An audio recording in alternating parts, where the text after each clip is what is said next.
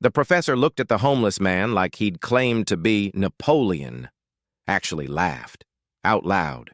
In the MIT physics department hallway, Dr. Harrison, tenured, arrogant, surrounded by graduate students and faculty, Daniel Foster stood there, 58 years old, worn jacket, stained jeans, unwashed hair, beard, the man who slept outside the engineering building, who panhandled for coffee money, who everyone called on the crazy guy with the math, invisible, dismissed, a fixture of campus for 8 years.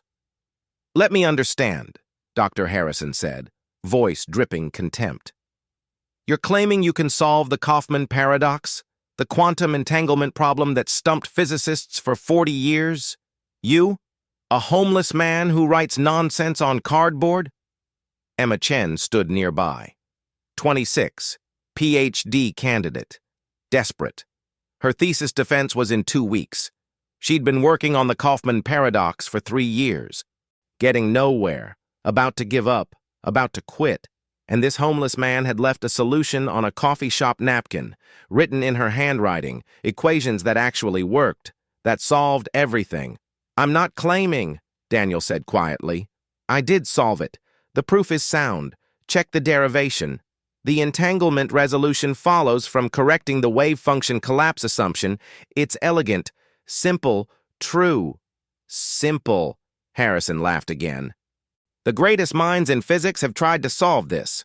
Princeton, Cambridge, CERN, and you, a vagrant, solved it on a napkin? Yes. Who are you? Where did you study? What gives you the authority to even discuss quantum mechanics?" Daniel was quiet. This was the moment he revealed who he used to be, who he'd spent 8 years trying to forget. MIT, PhD in theoretical physics, 1992. I taught here, published 47 papers. Was nominated for the Fields Medal for my work on quantum field theory. I was Dr. Daniel Foster. Now I'm just Daniel, the homeless guy. But the math doesn't care about that. The proof is correct. Emma can use it, and you should stop being an asshole to people you don't understand." Complete silence. The hallway froze. Dr. Harrison's face went pale. Emma stared. The other students whispered. What they didn't know yet was that the homeless man they'd dismissed for 8 years was one of the most brilliant physicists of his generation. That he'd walked away from everything after a tragedy destroyed him. That he'd chosen the streets as penance, as punishment, as escape. And that in the next 48 hours, his solution would revolutionize quantum physics. This is that story, 20 years earlier. Dr. Daniel Foster sat in his office at MIT, 38 years old, associate professor, theoretical physics, rising star. His research on quantum entanglement was groundbreaking. He'd published papers in Nature, in Physical Review letters, in Science. The academic community was paying attention, serious attention. He'd been nominated for the Fields Medal, the highest honor in mathematics and theoretical physics. The committee was reviewing his work. Everyone said he'd win. He had everything. Brilliant career. Beautiful wife Sarah. Daughter Rebecca. 10 years old. Smart. Kind. Perfect. They lived in Cambridge. Nice house. Good schools. Summer vacations. He worked hard. 80-hour weeks. But he was present. Was there for dinner? For Rebecca's soccer games? For Sarah's art shows? He balanced it. Career and family, success and love. He had it all. Then one Saturday changed everything. Rebecca had a soccer game. 40 minutes away. Sarah was sick. Stay home. Daniel drove Rebecca. They talked, laughed. She was excited. Big game. Championship. They were 15 minutes from the field, driving through an intersection. Green light. Daniel didn't see the truck. Running the red light, 60 miles per hour. Hit the passenger side, Rebecca's side. The impact was catastrophic. The car spun, flipped, stopped. Daniel was unconscious, woke up in the hospital. Broken ribs, concussion, cuts, bruises. But alive. Rebecca wasn't. Died on impact, 10 years old. Gone. Because Daniel was driving. Because he didn't see the truck. Because he failed to protect her. The guilt was immediate. Crushing. Total. Sarah couldn't look at him. Couldn't forgive. Couldn't stay married to the man who'd driven their daughter to her death. Even though it wasn't his fault. Even though the truck ran the light. Even though the investigation cleared him. She couldn't forgive. Filed for divorce. Left. Daniel was alone. Destroyed. Broken. He tried to work. Tried to teach. Tried to research. But he couldn't focus. Couldn't think. Couldn't care about quantum mechanics when his daughter was dead. Students noticed. Colleagues worried. The department chair called him in. "Daniel, take a leave. Get help. Therapy. Time. Whatever you need." "I don't need time. I need my daughter back." "I know, but you can't keep doing this. Missing classes, not publishing, not functioning. Take a semester. Come back when you're ready." Daniel took the leave, never came back, quit, walked away, from MIT, from physics, from everything, moved out of his house, couldn't stay there, too many memories, moved to a cheap apartment, then a cheaper one, then a room, then a shelter, then the streets. He stopped trying, stopped caring, just existed, homeless, invisible, punishing himself.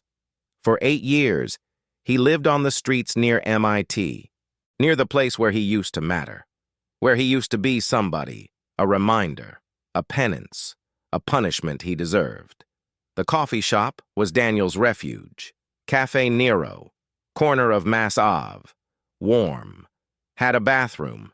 Staff didn't kick him out if he bought something, which he did. When he panhandled enough, $2, small coffee. Sit for 3 hours. He'd write, on napkins, on notebook paper people left behind, equations, physics, quantum mechanics, not because he was trying to solve anything, but because it's who he was. Even homeless, even broken, even destroyed. The math was still there, always there. One Tuesday, Emma Chen was there, laptop open, papers spread, clearly stressed. Daniel recognized the equations, quantum entanglement, the Kaufman paradox, 40 years unsolved. Problem that had stumped everyone. Emma was working on it. Her thesis. He could tell, 3 years of work, going nowhere. He watched her. Not creepy, just curious. Saw her frustration, her desperation, her defeat. She was stuck. Same place everyone got stuck. The wave function collapse assumption. Standard quantum mechanics assumed collapse happened instantly, everywhere simultaneously. But that violated relativity, created paradoxes, made the math impossible. Emma was using the standard approach. Would never work. Daniel knew why, knew the solution, had figured it out years ago, before the accident, before he quit, before he became nobody. He'd never published it, never told anyone, just knew. He wanted to help, wanted to tell her. But what would he say? He was the homeless guy, the crazy man. She'd never listen. So he just watched, day after day, watched her struggle, watched her fail, watched her break. Then one day, she left her laptop open, went to the bathroom. The solution was right there, on the screen, the error, the fix.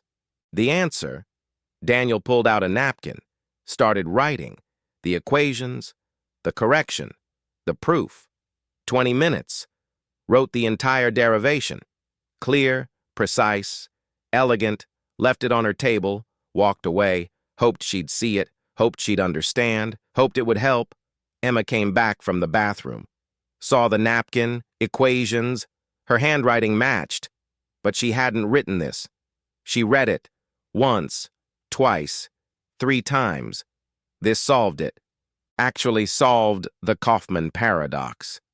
The correction to the wave function assumption, the relativistic constraint, the entanglement resolution. It was perfect, brilliant, revolutionary. Who wrote this? She looked around, saw Daniel leaving. The homeless man, the one who was always here, writing on napkins, talking to himself. Everyone thought he was crazy. Did he write this? How? Why? She ran after him. Excuse me, sir, wait. Daniel stopped, turned. Did you write this? She held up the napkin. Yes. How? This is genius. This solves everything. My entire thesis. 3 years of work. You just solved it. In 20 minutes. On a napkin. The solution was obvious.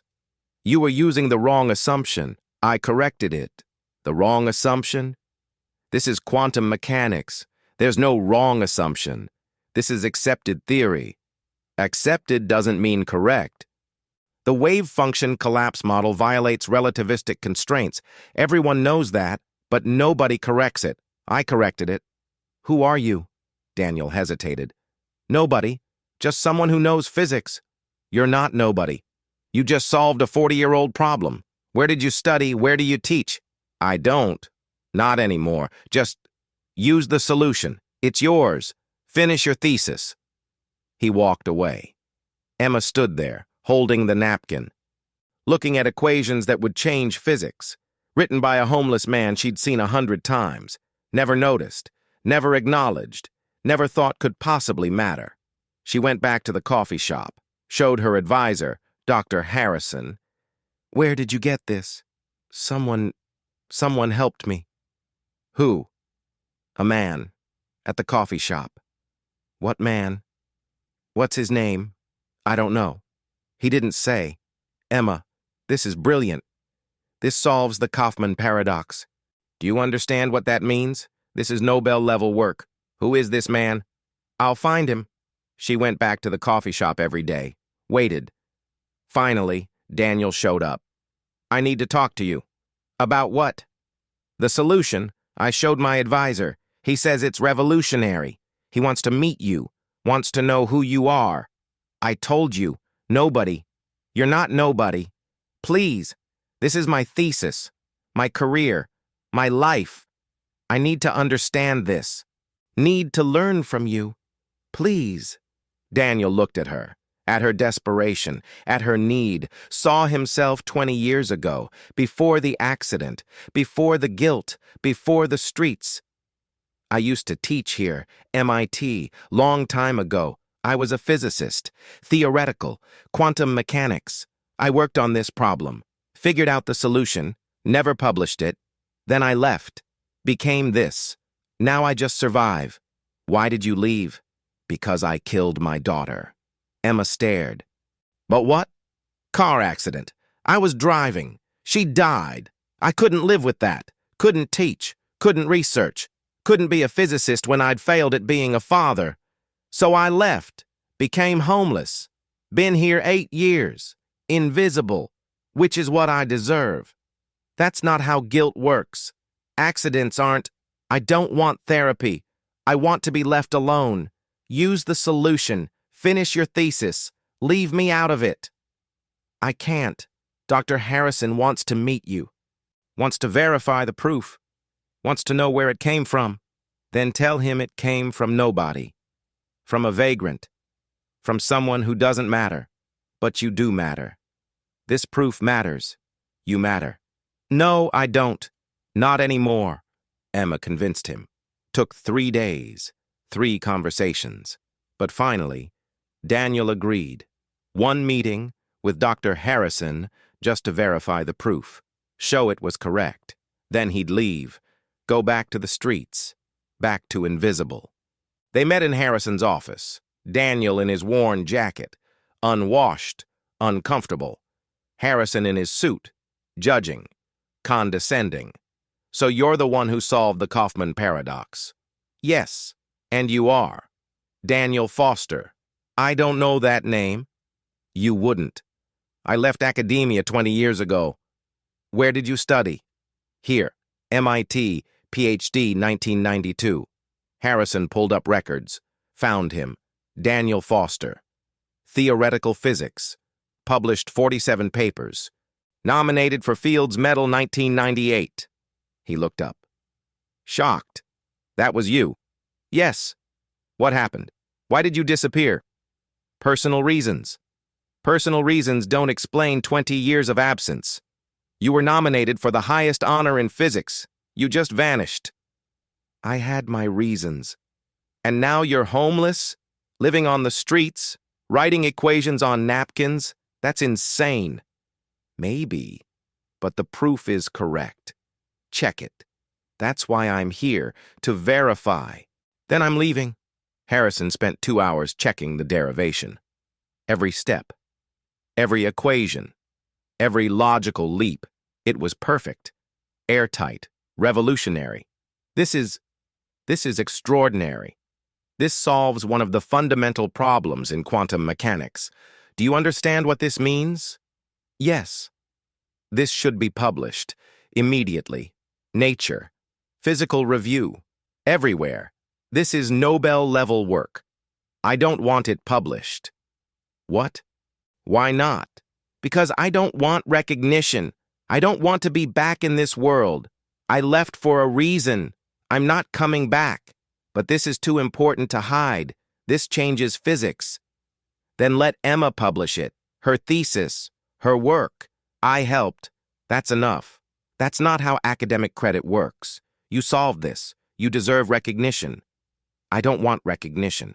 I want to be left alone. Harrison stared. You're wasting your brilliance. You're wasting your life. Maybe. But it's my life to waste. Why? Why throw away everything? Why live on the streets when you could be at MIT? Teaching, researching, mattering. Because I don't deserve to matter. I killed my daughter. I failed at the only thing that actually mattered. This. He pointed at the equations. This is just math. Just abstractions. It doesn't mean anything compared to what I lost. So I stay on the streets, where I belong, where I deserve to be. And you can't convince me otherwise. Emma published the proof. With full credit to a Dr. Daniel Foster, independent researcher, the physics community exploded. Kaufman paradox solved. 40 years. Brilliant solution. Where did this come from? Who is Daniel Foster?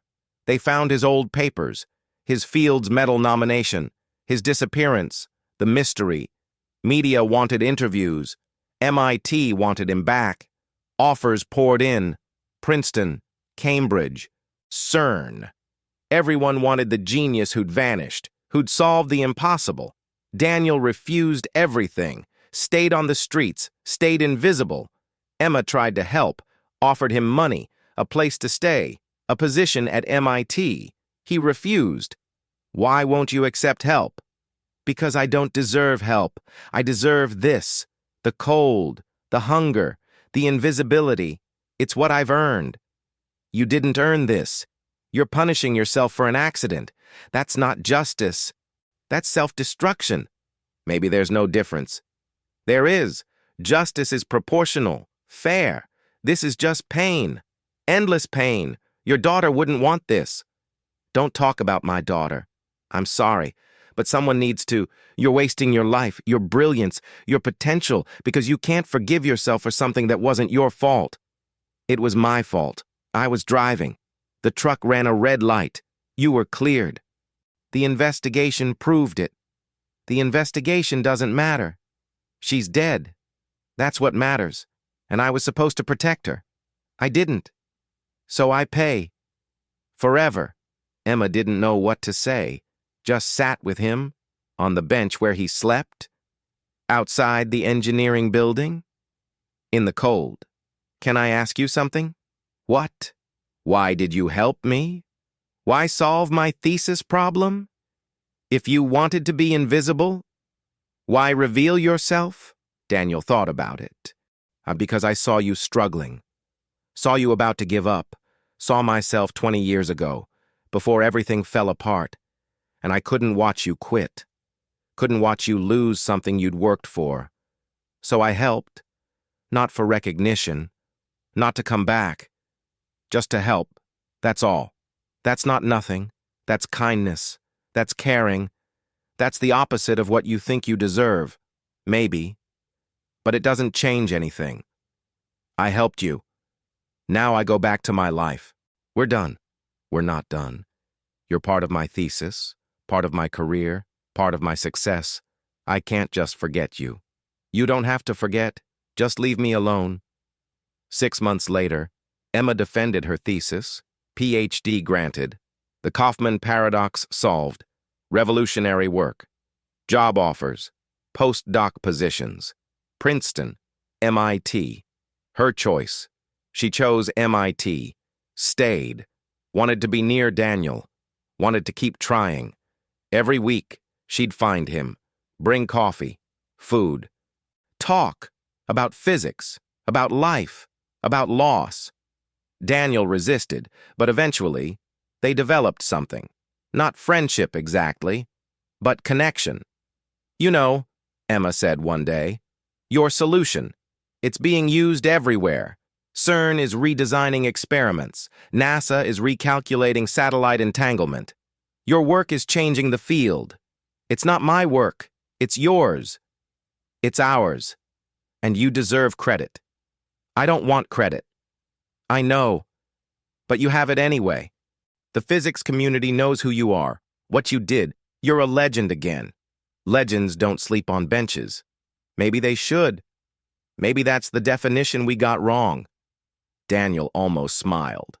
Almost. You're persistent. I learned from you. You spent 8 years punishing yourself. I figure I can spend a few months annoying you into accepting help. It won't work. Maybe not. But I have to try. Because someone helped me when I needed it. Someone brilliant. Someone who'd given up on himself but not on others. That's worth fighting for. You're wasting your time. Then I'm wasting it well. Winter came. Harsh. Boston winter. Brutal. Daniel got sick. Pneumonia. Emma found him. Barely conscious. Freezing. She called an ambulance. Hospital. Treatment. Recovery. When he woke up, she was there. You saved my life. You saved my career. We're even. I told you to leave me alone. And I'm not good at following instructions, comes from solving impossible problems, makes me stubborn. I don't deserve this, deserve your help. Nobody deserves anything. We just decide who we help, who we care about, who we fight for. I'm fighting for you, whether you like it or not. Why? Because brilliance shouldn't die on a bench. Because guilt shouldn't erase genius. Because your daughter would be horrified seeing you like this. And someone needs to honor her memory by keeping you alive, Daniel cried. First time in 8 years.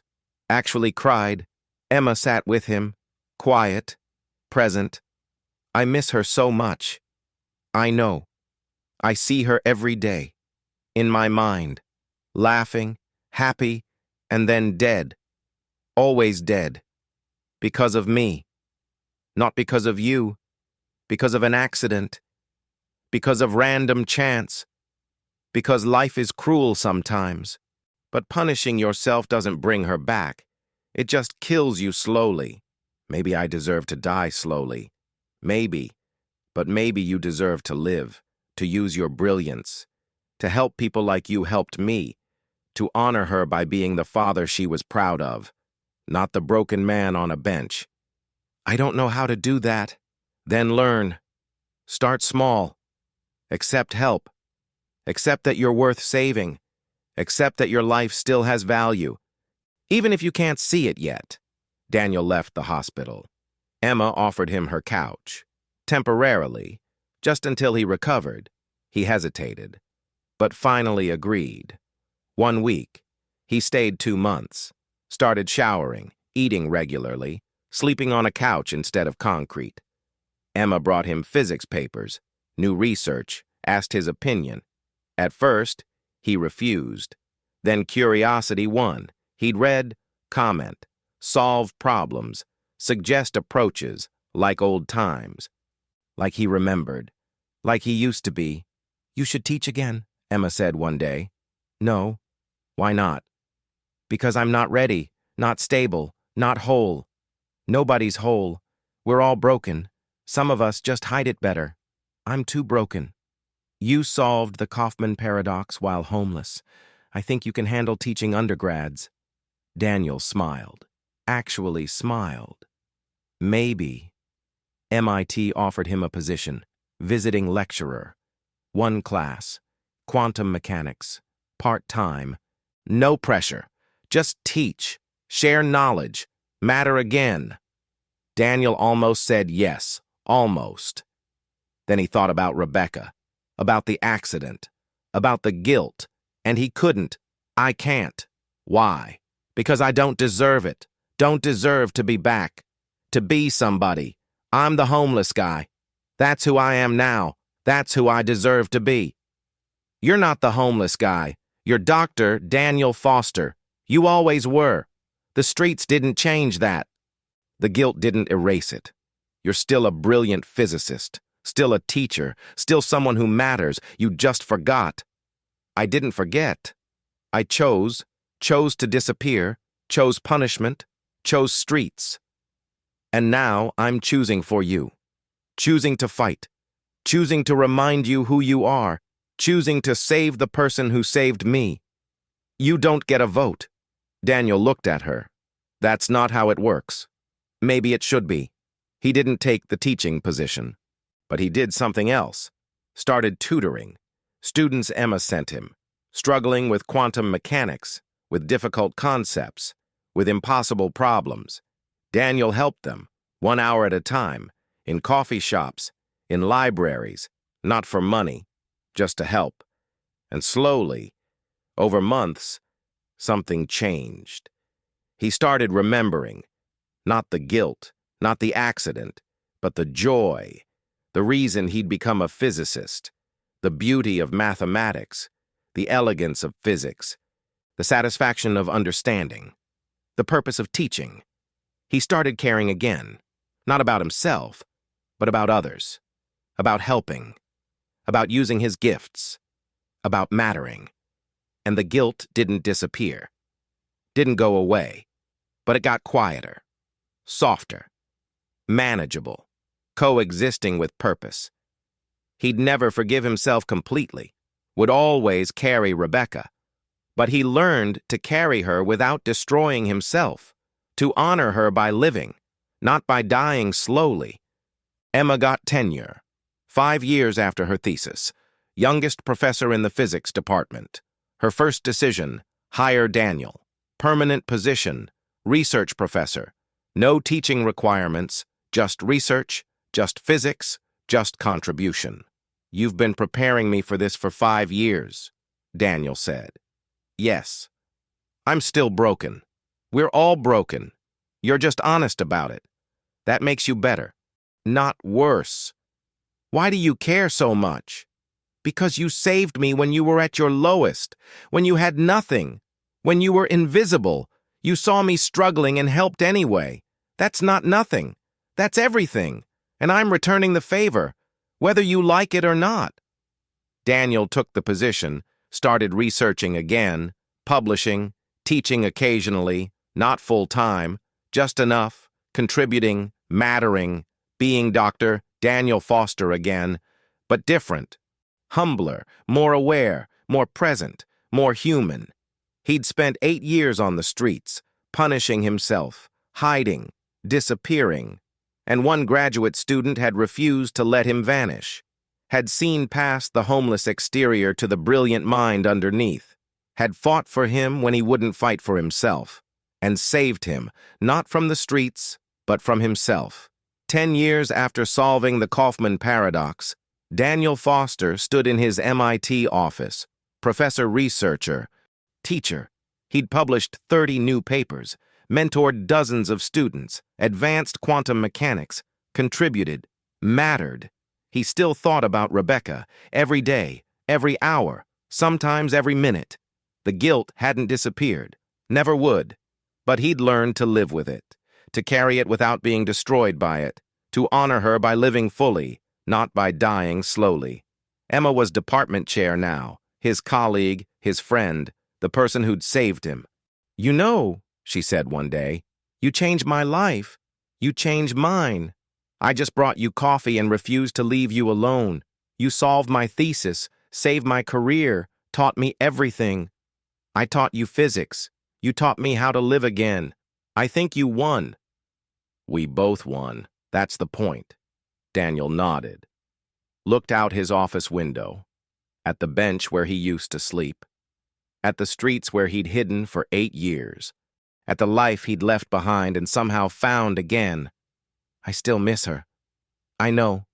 You always will. But I'm grateful. For you. For this. For the chance to matter again. You always mattered. You just couldn't see it. Maybe. But you made me see it. Made me remember. Made me come back. Thank you for that. Thank you for solving my impossible problem." "Which one? The thesis or the life?" "Both."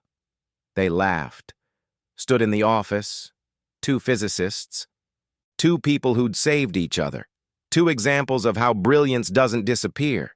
Even when hidden, even when buried, even when lost, it waits for someone to notice, someone to care, someone to fight for, someone to remember that brilliance exists everywhere, even on benches, even in coffee shops, even in the invisible people we dismiss. We just have to look, really look, and refuse to let it disappear. Sometimes the most brilliant people are the ones nobody sees. The homeless, the dismissed, the invisible. They think they're nobody, think they don't matter, think they deserve to disappear. But brilliance doesn't vanish, doesn't evaporate, doesn't die. It just waits for someone to notice, someone to care, someone to fight for it. Daniel Foster was a genius, MIT professor, Fields Medal nominee, revolutionary physicist. Then tragedy broke him. Guilt destroyed him. Shame hid him.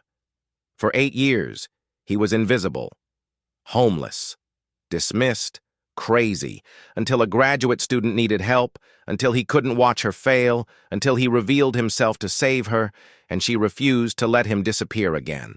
Fought for him, saved him, reminded him who he was, brought him back, not to the person he was before, but to someone better, more human, more aware, more present, someone who'd learned that brilliance means nothing without compassion. That genius without kindness is empty. That solving impossible problems only matters if you help people who need it. Don't judge people by their circumstances, by their appearance, by where they sleep, or how they look. Judge them by whether they care, whether they help, whether they use their gifts even when they have nothing. Those are the people who change the world, one impossible solution at a time. If this resonated, leave a comment. Subscribe if you believe in seeing people, really seeing them, looking past circumstances to find brilliance, fighting for people who've given up on themselves. Those are the actions that matter. Those are the people who save lives, one equation at a time.